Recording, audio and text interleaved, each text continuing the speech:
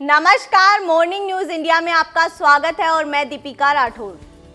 समरावता थप्पड़ कांड मामले में नरेश मीणा पिछले 3 महीने से ज्यादा वक्त से जेल में बंद है, लेकिन समस्या का समाधान अभी भी नहीं हुआ।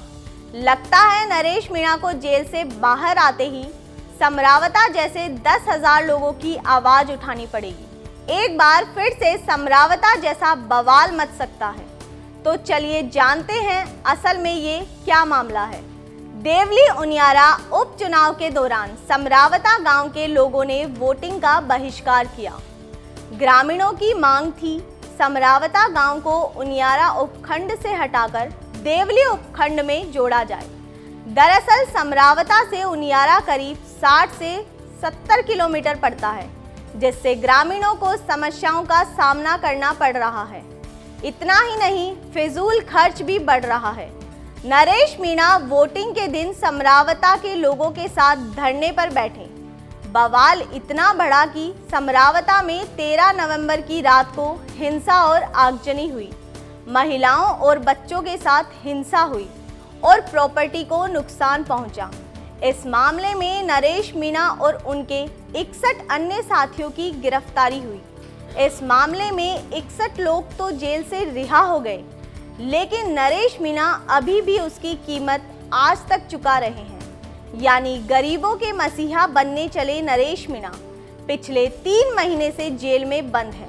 इस मामले में 4 बार नरेश मीणा की जमानत याचिका खारिज हो चुकी है।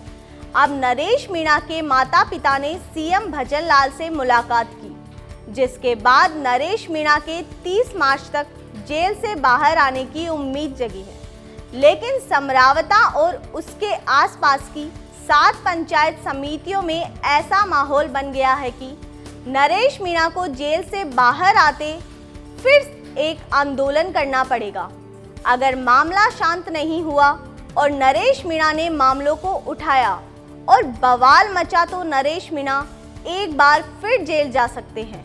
अगर समरावता की तरह इन 7 पंचायतों को देवली उपखंड से जोड़ने को लेकर विवाद हुआ तो फिर बवाल मच जाएगा।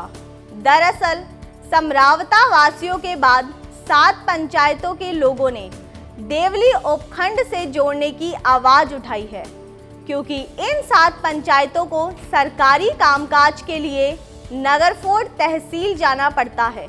पंचायत समिति से जुड़े कार्यों के लिए अलीगढ़ पंचायत समिति जाना पड़ता है। इससे ग्रामीणों को परेशानी होती है और इसलिए 10,000 लोग नाराज हैं। यदि उनियारा में नई पंचायत समिति बन जाए तो इन पंचायतों की मुश्किलें कम हो सकती है।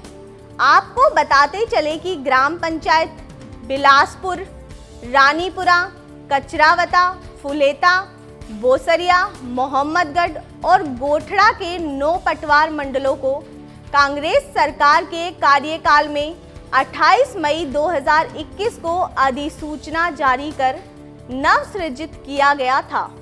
इसके बाद इन 7 ग्राम पंचायतों को नगरफोर्ड तहसील में शामिल कर दिया गया। फिर 6 अगस्त 2021 को नई अधिसूचना जारी कर नगरफोर्ड तहसील का उपखंड कार्यालय देवली कर दिया गया।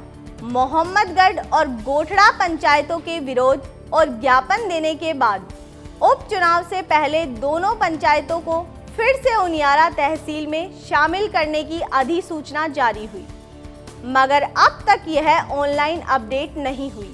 इस कारण मोहम्मदगढ़ और गोठड़ा पंचायत के किसानों को अपनी फसल बेचने के लिए नगरफोर्ड जाना पड़ता है।